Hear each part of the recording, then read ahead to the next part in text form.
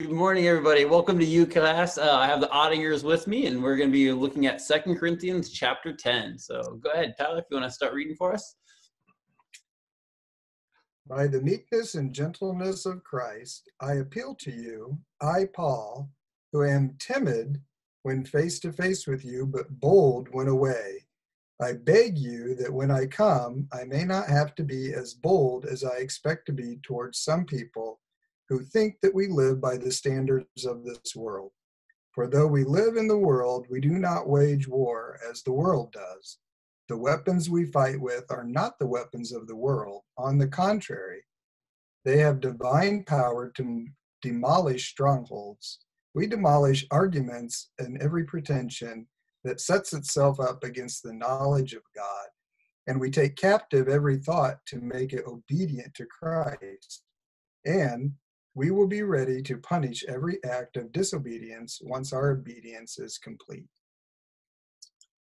Look at what is before your eyes. If anyone is confident that he is Christ, let him remind himself that just as he is Christ, so also are we. For even if I boast a little too much of our authority, which the Lord gave for building you up and not for destroying you, I will not be ashamed. I do not want to appear to be frightening you with my letters, for they say his letters are weighty and strong, but his bodily presence is weak, and his speech of no account. Let such a person understand that what we say by letter when absent, we do when present. We do not dare to classify or compare ourselves with some who commend themselves when they measure themselves by themselves and compare themselves with themselves.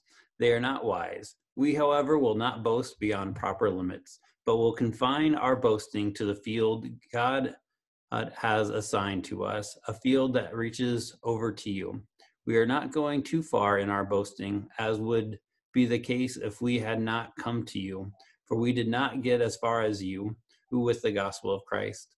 Neither do we go beyond our limits by boasting of work done by others. Our hope is that as your faith continues to grow, our area of activity among you will greatly expand, so that we can preach the gospel in the regions beyond you. For we do not want to boast about work already done in another man's territory, but let him who boasts boast in the Lord.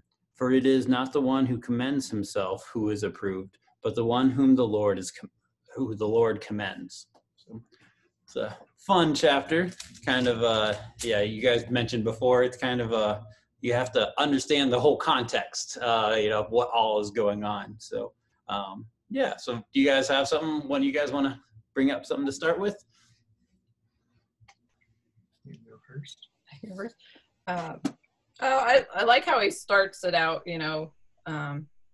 he's coming to them with meekness and gentleness, that he's received from Christ, and not, just coming on strong. And so just pointing those features out. Mm-hmm. They're good reminder to us that that's how we need to come across as well.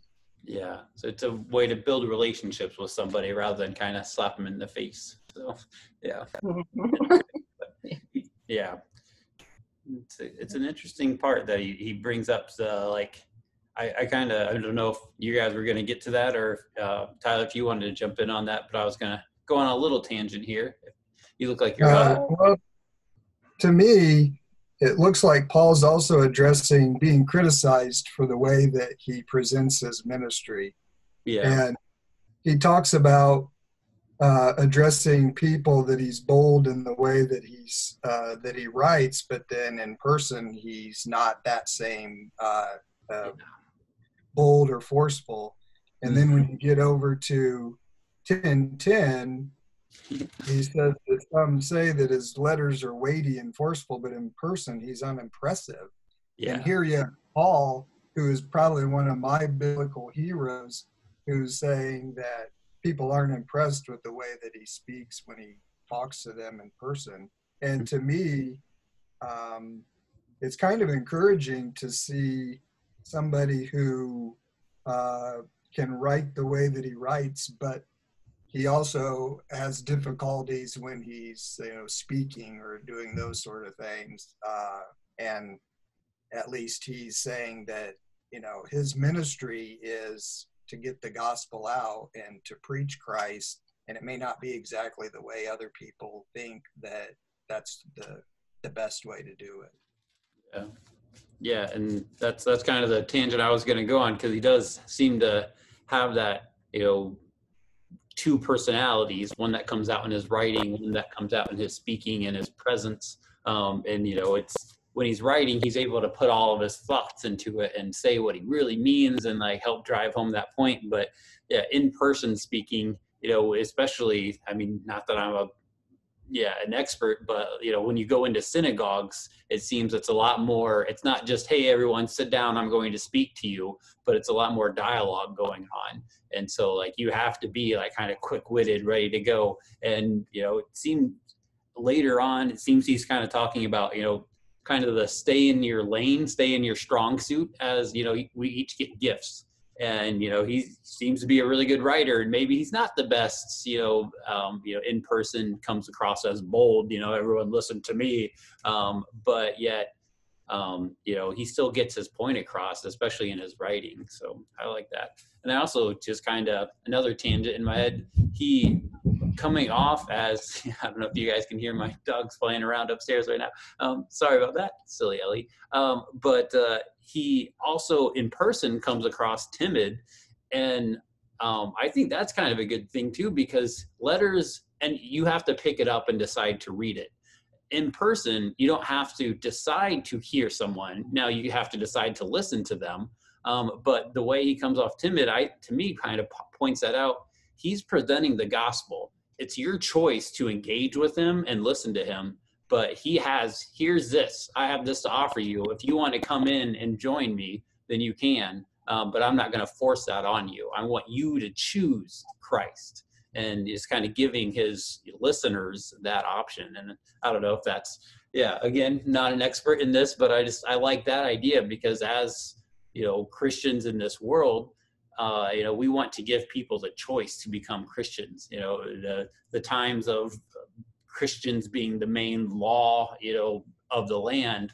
There have been a few countries over the years that have done that. My history is not the best, but didn't seem to work out the best for them.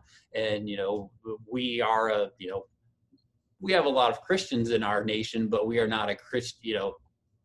The Bible does not set the laws of our land, and so which I think is kind of a fairly good thing, because then it's having people choose to be a Christian rather than saying like, hey, you have to do this or else you're going to jail. Like, to me, God doesn't want that type of thing, relationship with us. He wants a more open one. So that was a whole random tangent. So sorry about that. I don't know if you guys want to comment on the random things I just said, or if you have something else you wanted to pull up. Love to let you talk.